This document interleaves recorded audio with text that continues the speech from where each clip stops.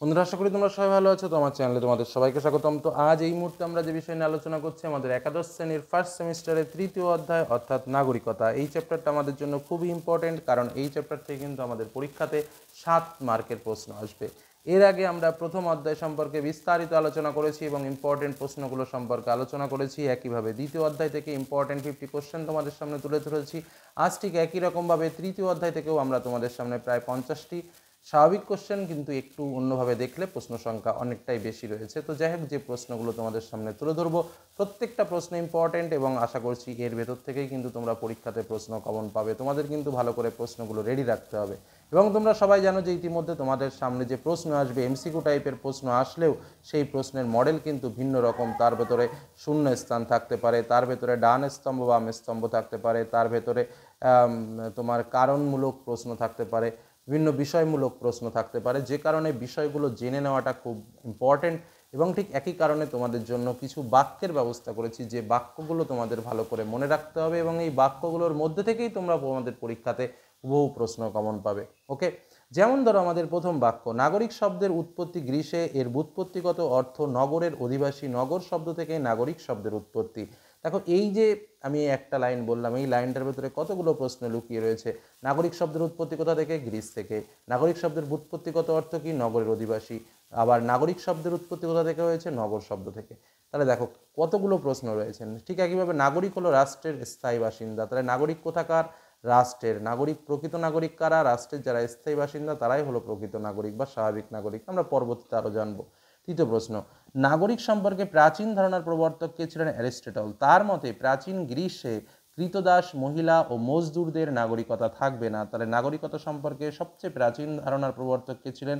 Aristotle. নাগরিকতার আধুনিক ধারণা গড়ে ওঠে ফরাসি বিপ্লবের পর। নাগরিকতা সম্পর্কে একজন ভারতীয় প্রবক্তার নাম কি? উত্তর, শ্রীনিবাস শাস্ত্রী।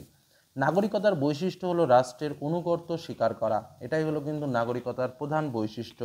নাগরিকতার বৈশিষ্ট্য হলো রাষ্ট্রের অনুগত্য স্বীকার করা। গ্রিক দার্শনিক অ্যারিস্টটল সংকীর্ণ অর্থে নাগরিকের সংজ্ঞা দিয়েছে। নাগরিকের দুই প্রকার সংজ্ঞা আছে, একটা ব্যাপক অর্থে, একটা সংকীর্ণ অর্থে। তো এই গ্রিক দার্শনিক অ্যারিস্টটল নাগরিকের যে সংজ্ঞা দিয়েছেন সেটা কিন্তু সংকীর্ণ অর্থে। আচ্ছা, রাষ্ট্রের অস্থায়ী বাসিন্দা কাদের বলা হয়? বিদেশিদের বলা হয়। প্রশ্নটাকে বিভিন্ন রকমভাবে ঘুরিয়ে দিতে পারে। যেমন বলা হতো ইংরেজরা ভারতবর্ষের স্থায়ী বাসিন্দা, অস্থায়ী বাসিন্দা, এরকমভাবে দিয়ে দিল। তাহলে কী হবে? ইংরেজরা ভারতের মানে সে একজন বিদেশি, তাহলে বিদেশিরা কী হয়? বিদেশিরা অস্থায়ী বাসিন্দা হয়। এইভাবে প্রশ্নের লাইন বুঝে প্রশ্নের উত্তর করবে, মাথা ঠান্ডা রেখে পরীক্ষার হলে লিখবে। ওকে, চলে যাব তার পরবর্তী প্রশ্নে। রাষ্ট্রবিজ্ঞানে নাগরিকতার প্রথম সংজ্ঞা কে দিয়েছিলেন? উত্তর হলো অ্যারিস্টটল। নাগরিকতা হলো জনকল্যাণের উদ্দেশ্যে নিজের সুচিন্তিত বিচারবুদ্ধি প্রয়োগ করার ক্ষমতা। কার উক্তি? ল্যাশকির উক্তি। নাগরিকদের একটি আইনগত কর্তব্য কি? সরকারকে নির্দিষ্ট কর প্রদান করা। এখানে অনেকগুলো অপশান থাকবে, তার মধ্যে এটাতে টিক মারবে। সুনাগরিকদের প্রধান অন্তরায় কি?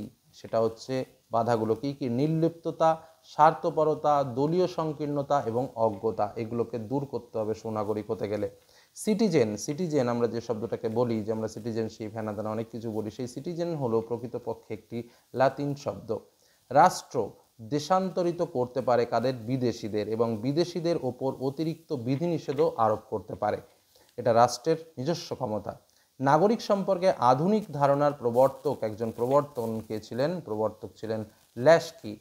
আধুনিক ধারণার যিনি প্রবর্তন করেছিলেন। রাজনৈতিক কাজকর্মে যারা অংশগ্রহণ করেন তাদের নাগরিক বলেছেন কে?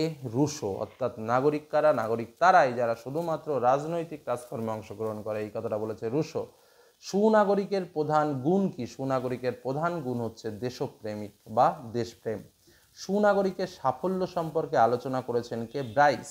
তিনি সুনাগরিকদের কটি গুণের কথা বলেছেন? 3টি গুণের কথা বলেছেন। নেক্সট, মনে রাখবে, একজন ব্যক্তি একই সময়ে শুধুমাত্র একটি দেশেই নাগরিক হতে পারে, একাধিক দেশে নাগরিক হতে পারে না। অসম্পূর্ণ নাগরিকেরা রাজনৈতিক অধিকার ভোগ করতে পারে না। অসম্পূর্ণ নাগরিক আর সম্পূর্ণ নাগরিক কি সেটা তোমরা নিশ্চয়ই জেনেছো, যাদের সম্পূর্ণ গুণাবলী থাকবে এবং নাগরিক হতে গেলে যে শর্তগুলো প্রয়োজন সম্পূর্ণগুলো থাকবে তাদেরকে বলা হয় সম্পূর্ণ নাগরিক। আর যদি অন্যরকম বিভিন্ন ক্রিয়াকলাপ আছে বা বিভিন্ন বৈশিষ্ট্য সম্পন্ন হলে তখন অসম্পূর্ণ নাগরিক। আমি অত ডিটেলসে যাচ্ছি না, শুধুমাত্র শর্টগুলো তোমাদের সামনে শেয়ার করছি। গণতন্ত্রের সাফল্যের অন্যতম অপরিহার্য শর্ত কোনটি? শর্ত কি? উত্তর হচ্ছে সুনাগরিকতা। এই যে বক্তব্য, এই বক্তব্যটি লিখেছেন মিল, বা এটা মিলের বক্তব্য যে গণতন্ত্রের সাফল্যের অন্যতম অপরিহার্য শর্ত হলো সুনাগরিকতা। দ্বিনাগরিকত্ব কোথায় দেখা যায়? যুক্তরাষ্ট্রীয় শাসন ব্যবস্থায় লক্ষ্য করা যায়। দ্বৈত নাগরিকত্ব মার্কিন যুক্তরাষ্ট্রে এখনো চালু আছে। নাগরিকতা অর্জন করা যায় কিভাবে? না জন্মসূত্রে এবং অনুমোদনের দ্বারা। জন্মসূত্রে নাগরিকতা অর্জনকারীদের বলা হয় স্বাভাবিক নাগরিক। কেবলমাত্র মার্কিন যুক্তরাষ্ট্রের নাগরিক রাষ্ট্রপতি হতে পারে জন্মসূত্রে, অর্থাৎ জন্মসূত্রে যদি সেখানকার নাগরিক হয় তবেই কিন্তু সে মার্কিন যুক্তরাষ্ট্রের রাষ্ট্রপতি হতে পারে। গ্রেট ব্রিটেনে অনুমোদনসিদ্ধ নাগরিককে কি বলা হয়? পূর্ণ নাগরিক। মার্কিন যুক্তরাষ্ট্রে অনুমোদন সূত্রে নাগরিকদের বলা হয় অপূর্ণ নাগরিক। সম্পূর্ণ অর্থে অনুমোদন প্রচলিত রয়েছে এমন একটি রাষ্ট্রের নাম হলো ভারতবর্ষ। অর্থাৎ সংকীর্ণ অর্থে অনুমোদনের মাধ্যমে নাগরিকত্ব প্রচলিত রয়েছে এমনই একটি দেশের নাম হলো ভারতবর্ষ বা আমাদের ভারত। পরবর্তী প্রশ্ন, কৃত্রিম উপায়ে নাগরিকতা অর্জন পদ্ধতি কিন্তু রয়েছে। এই কৃত্রিম উপায়ে নাগরিকতা অর্জন পদ্ধতিকে বলা হয় অনুমোদনের মাধ্যমে অর্জিত নাগরিকতা। ঠিক আছে। সিকিমের ভারতভুক্তির পর সেখানের অধিবাসীরা যে পদ্ধতি অনুসারে ভারতীয় নাগরিকতা অর্জন করেছে সেটি হলো সমষ্টিগত নাগরিকতা। সমষ্টিগত নাগরিকতার ভিত্তি কি? সেটা হলো চুক্তি। বাংলাদেশের রাষ্ট্রহীন ব্যক্তি কাকে বলা হয়? তসলিমা নাসরিনকে। ভারতের নাগরিকতা সম্পর্কে সমস্ত অধিকার দেওয়া হয়েছে কাকে? পার্লামেন্টকে। ভারতীয় সংবিধানের দ্বিতীয় অংশে, এটা হচ্ছে দ্বিতীয় অংশে, ভারতীয় সংবিধানের দ্বিতীয় অংশে 5 থেকে 11 নম্বর ধারায় নাগরিকতা সম্পর্কে আলোচনা করা হয়েছে। 1955 খ্রিস্টাব্দে ভারতের নাগরিকত্ব আইনের 19টি ধারা এবং 4টি তপশিলি রয়েছে। এই প্রশ্নগুলো কিন্তু খুব ইম্পর্টেন্ট। ভারতে অর্জিত নাগরিক ছিলেন মাদার টেরেসা, যিনি ছিলেন ভারতের অর্জিত নাগরিক। চলে যাব পরবর্তী প্রশ্নে। কি বলছে? নাগরিকদের কর্তব্য হচ্ছে প্রধানত দুটি, একটা নৈতিক এবং আর একটা হলো আইনগত। স্থায়ীভাবে বসবাসকারী ভারতীয়রা নাগরিক রূপে গণ্য হবে, এটা কত নম্বর ধারা অনুসারে? 5 নম্বর ধারা অনুসারে। যে ব্যক্তি জন্মসূত্র নাগরিক তাকে স্বাভাবিক নাগরিক বলা হয়ে থাকে। রাষ্ট্রবিজ্ঞানে নাগরিক শব্দটি ব্যাপক অর্থে ব্যবহৃত হয়েছে। ভারতবর্ষের প্রথম নাগরিক কাকে বলা হয়? রাষ্ট্রপতিকে। ভারতবর্ষে পূর্ণ নাগরিকত্ব পাওয়া যায় কত বছর বয়সে? 18 বছর বয়সে।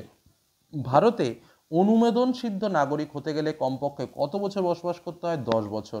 ভারতের নাগরিকত্ব সংশোধন করে সংবিধানের 6A বা 6ক নম্বর ধারা যুক্ত হয়েছে, সেটা হচ্ছে 1985 সালে। তাহলে নাগরিকত্ব সংশোধন সংবিধানের কত নম্বর ধারা অনুসারে হয়? 6A বা 6 ক ধারা অনুসারে, যেটা সংশোধিত হয়েছে 1985 সালে। ভারতবাসী কবে নাগরিকতা অর্জন করে? 1950 সালের 26শে জানুয়ারি। কেবলমাত্র রাজনৈতিক কাজে অংশগ্রহণকারীদের নাগরিক বলে গণ্য করা হতো কোথায়? না গ্রিসে। অনুমোদনসিদ্ধ নাগরিক ও জন্মসূত্রে নাগরিকদের মধ্যে পার্থক্য করা হয় কোথায়? না বেলজিয়ামে। নাগরিকতা অর্জনের ক্ষেত্রে রক্তের সম্পর্ক নীতি কোথায় লক্ষ্য করা যায়? ভারত, ফ্রান্স এবং সুইডেনে। ভারতীয় সংবিধানের 8ম তপশিলিতে বর্তমানে ভাষার সংখ্যা কটি? 22টি। এই যে প্রশ্নগুলো দিলাম তোমাদের এই নাগরিকতা চ্যাপ্টার থেকে, যেখান থেকে 7 মার্কের প্রশ্ন আসবে, এই কটা প্রশ্ন ভালো করে পড়ে যাওয়া আশা রাখছি সমস্ত প্রশ্নই তোমরা এখান থেকে পাবে। এবং পাঠ্য বইটাকে তো অবশ্যই একটু যতটুকু পারো চেষ্টা করো। তবে এই যে কটা প্রশ্ন দিচ্ছি মোস্ট ইম্পর্টেন্ট, প্রত্যেক চ্যাপ্টার থেকে তোমাদের জন্য তুলে ধরার চেষ্টা করছি। ভালো করে পড়ে ফেলো, আশা করি পরীক্ষায় সফল হবে। ধন্যবাদ।